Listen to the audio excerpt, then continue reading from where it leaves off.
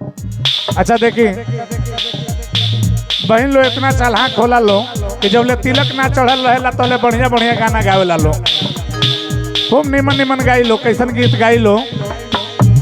तिलक के चढ़े राम जी के बाजे सहनाई, तिलक के चढ़े राम जी के बाजे सहनाई, तिलक के चढ़े राम जी के बाजे सहनाई।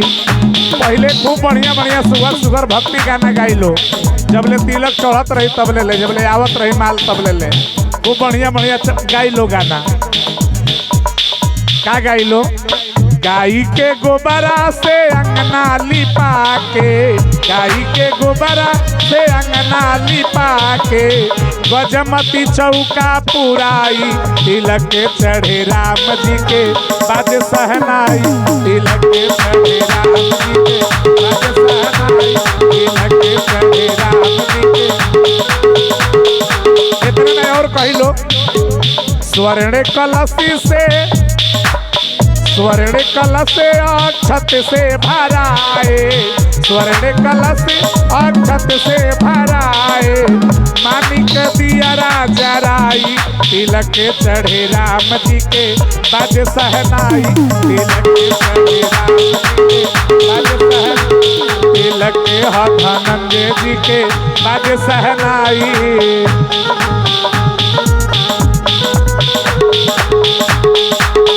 इतने नहीं और का कही लो?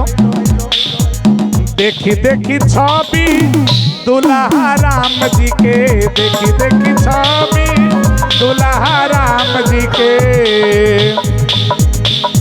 अरे पापा जी मने मुस्काई, पापा जी मने मुस्काई, तिलक के चढ़े राम जी के बाजे सहनाई, तिलक के चढ़े राम जी के।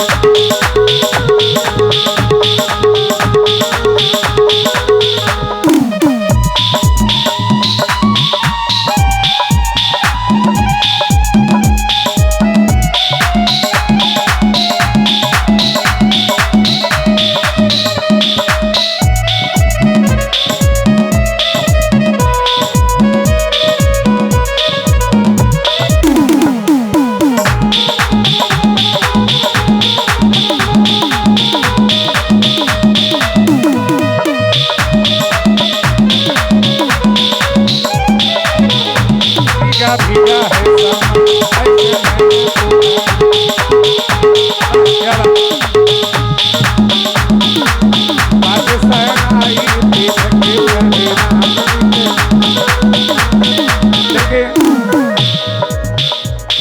दुल्हा के चाचा जी परम आदरणीय संजय शर्मा जी, यहाँ के चाचा जी तो बटले बनी, शादी के अगुआ भी बने।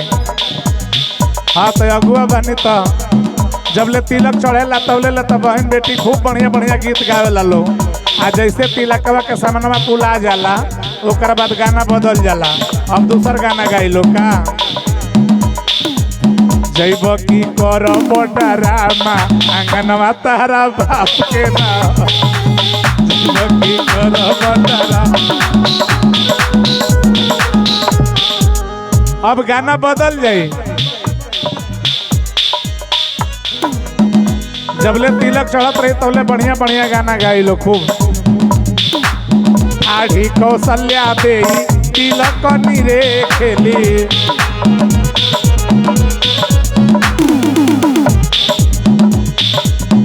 आढ़ी कौशल्या दे तिलक नीरे खेली, तिलक राम जोग नाही लाला।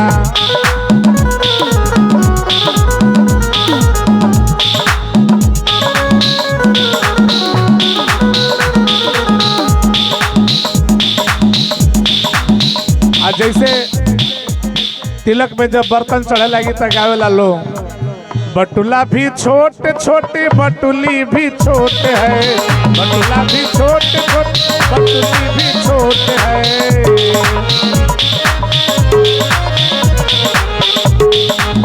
जाने वाले गगरा का पजरी कमजोर है, जाने वाले गगरा का पजरी कमजोर है।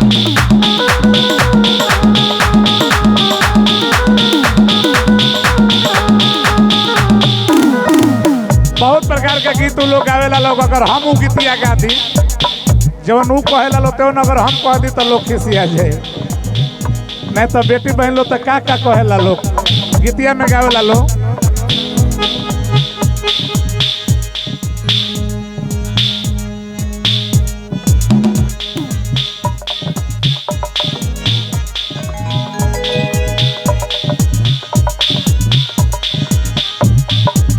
तिलक चढ़ावे अइले बर्तन चोरा के लैले, तिलक चढ़ावे अइले बर्तन चोरा के लैले,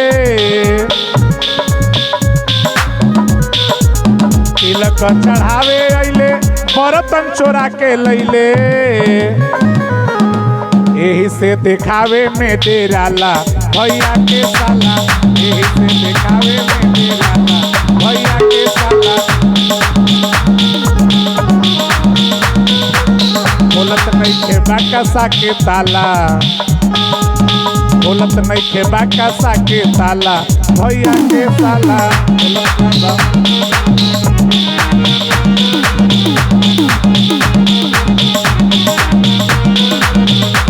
बहुत प्रकार के गीत होला। एकरा बाद लास्ट में कह दिलो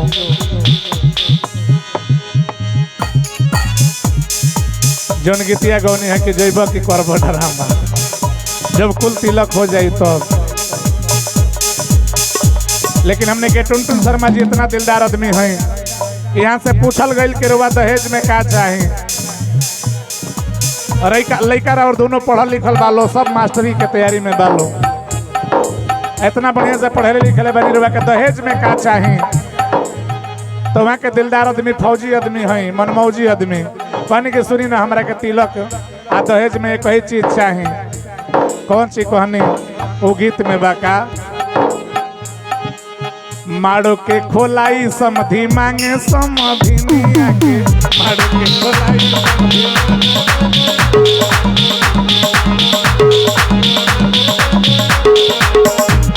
भाई फौजी है मनमौजी है। कहनी कि हमारा पास तो कुल व्यवस्था बा, देवरिया में 3 ताला मकान बा हमार, आ फौज के नौकरी बटले बा, लड़का दोनों कमाते बलो, हम कमाते बनी, पैसा रुपया के हमारा काम नहीं थे।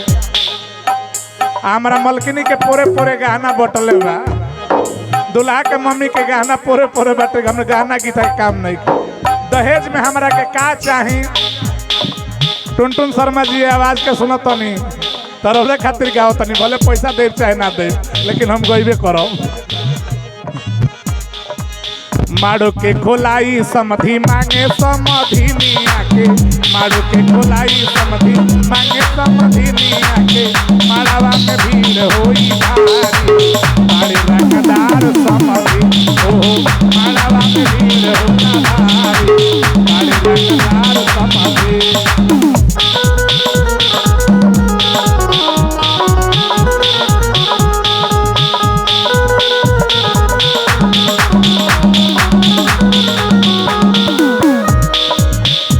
रंगदार समधी हो जो के रामदत्त भैसही में जब बारात जाई तो वो गांव के लोग जान जाए कि हाँ समधी माने रंगदार बाड़न। जब देखब तब हंसते रही नहीं है के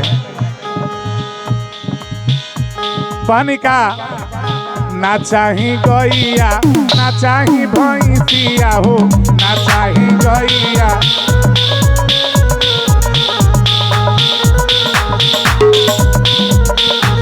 ना चाही बैलाया पाड़ी, बड़े रंगदार समधी ओ, माला में भीड़ होई भारी, बड़े रंगदार समधी।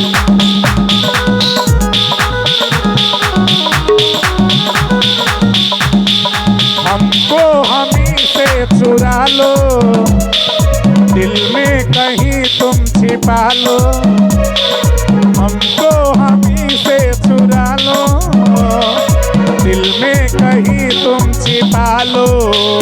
हम अकेले हो न जाए दूर तुमसे हो न जाए, पास आओ गले से लगा लो, हमको हमी से चुरा लो, दिल में कहीं तुम छिपा लो, माड़ावा में भी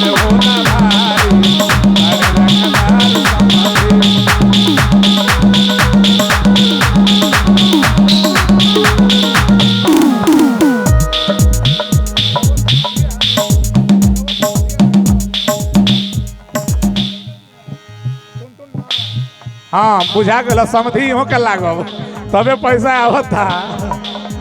देखिए हमरा दुल्हा के बड़का पापा कोरी से देखी। हाँ वह मौसा पापा एक ही होनी लोग मौसे लोग ने घरी ढेर ओती कोयले वालो। देखी दुल्हा के मौसा है